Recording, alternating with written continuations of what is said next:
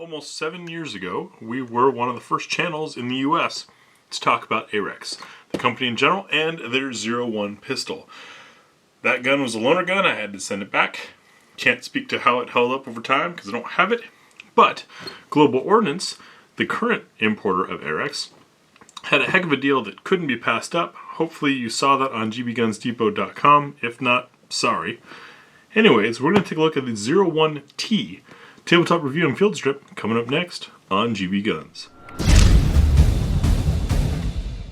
Very excited to get my hands back on one of these. To me, this is an evolution of something, not quite the 226, which is what you might be thinking. For the history nerds who want to know what I'm talking about, that'll be at the end of the video. For now, let's get on with our standard tabletop. We open it up to the gun, 2 magazines that have +2 base plates on them, giving them a capacity of 20 rounds. Very nicely made, and witness windows on the back, which is where I like them to be. Arex's awesome cleaning kit, you see the threaded in there.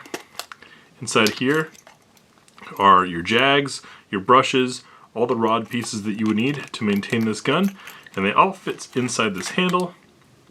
I'm not taking them all out because getting them all back in is another task. Anyways, threads into the end of the handle there and makes for easy gun cleaning. It's a legitimate gun cleaning kit with nice brass rods. Up top, we've got our mandated lock, steel optics plates because this pistol is optics ready. There are 4 different options in there. All of the hardware and tools you would need to attach those, and the manual. And yes, we are going to take a look at the manual, as I always do. The manual lets us know how well a company wants you to understand the product, and also is a great spot to find some cool information. For example, that this is of course manufactured with ISO 9001-2008 standards, and that Arex passed the extreme temperature and hostile environment tests, as well as required drop kit tests according to NATO, as in it's ready to be a legitimate fighting gun. It describes a service life of 30,000 rounds to be expected. We've got a nice illustration and photos. For those of you wanting specs, you can pause, and if the camera will focus, sorry about that, you can see them there.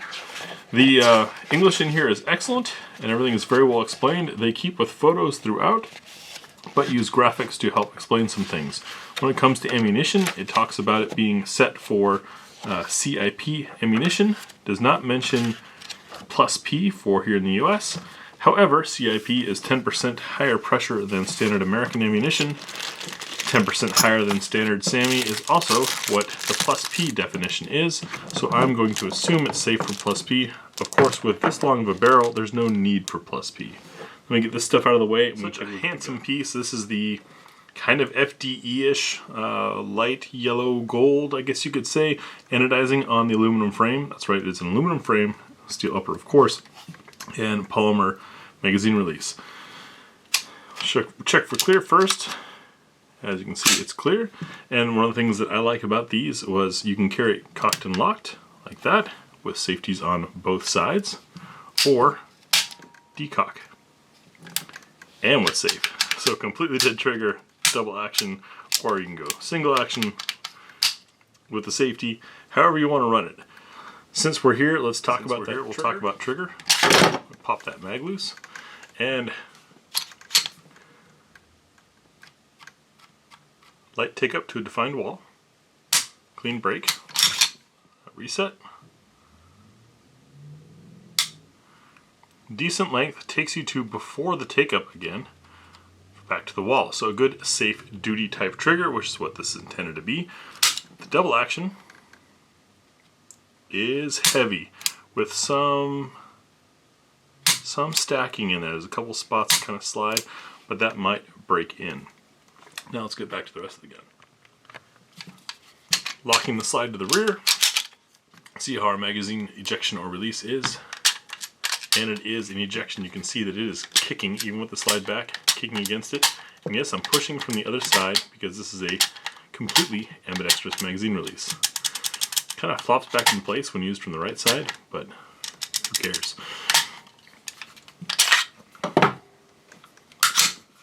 Starting up front, you can see we've got a nice lengthy threaded barrel because this is the tactical model. Also has suppressor height sights and is optics ready. So quite the gamer tactical gun if you want. There's really nothing that this thing wouldn't be ready for. 4 pick rail slots out front. Nice squared off front, but of course our muzzle extends quite a bit because of that threading there. We have cog serrations on the side that work. And the frame or the slide sort of narrows here to make it easier to grab and tapers off towards the side.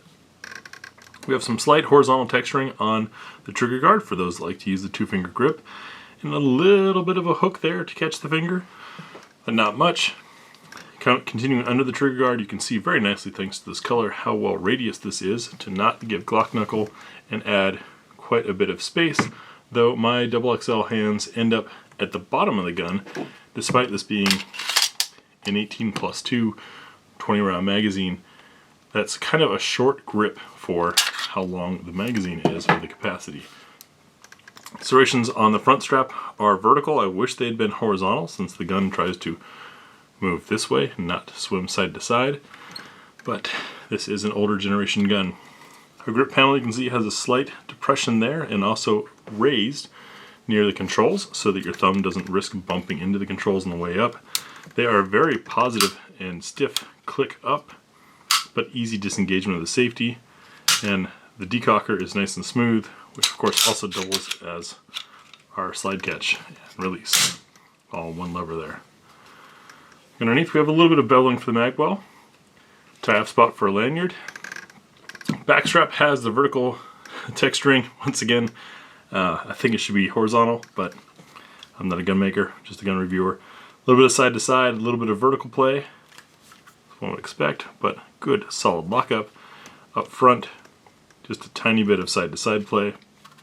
And for our left-handed shooters, you've still got safety on this side and magazine release on this side, but for slide lock and release you'll have to reach around to the other side. Next we'll field strip the Arex 01T and take a look inside the gun. Field stripping is very straightforward. Lock the slide to the rear, rotate this lever down, and ease the slide forward. There's a little bit of friction on here. I think I might add some oil. It's already got some factory grease, but it looks like it could use a little bit more.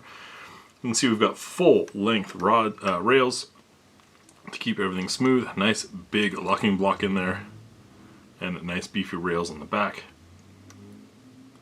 Otherwise, simple construction inside for such a complex firearm.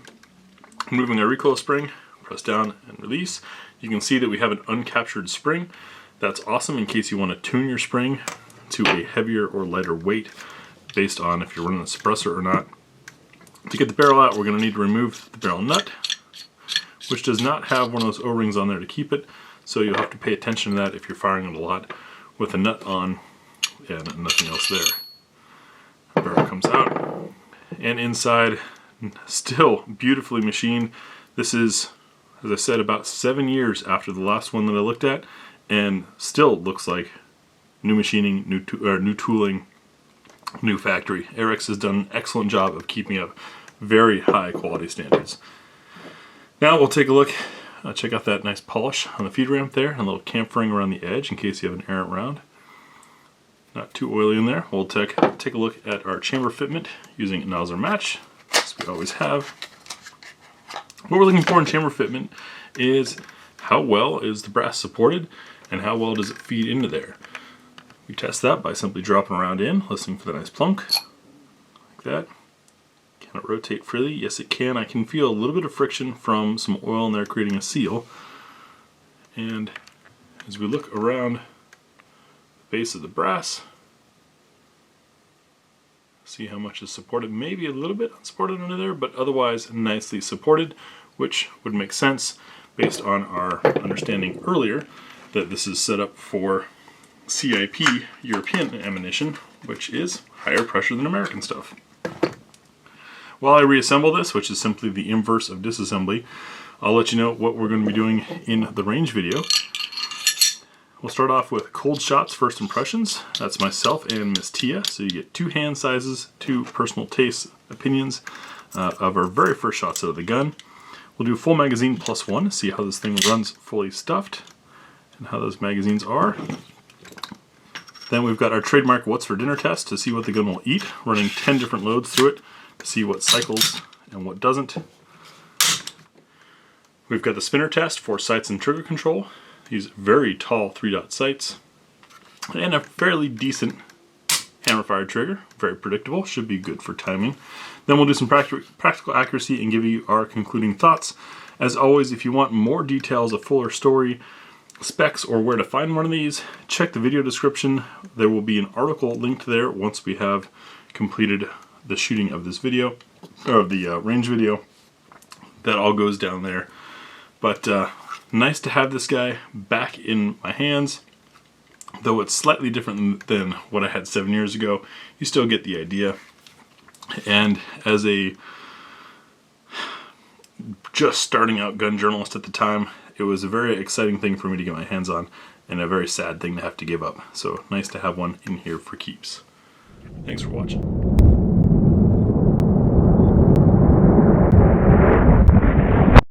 And now for you gun nerds, here's an interesting bit of history that is not official, but is kind of an idea or concept I have. What you're looking at here is a Crvena zastava 9010, a CZ99 produced in Yugoslavia. This is a war era gun from the Balkan Wars, before Zastava was the name it is now, and before Serbia was its own country, or a separate non-Yugoslav country, if you will.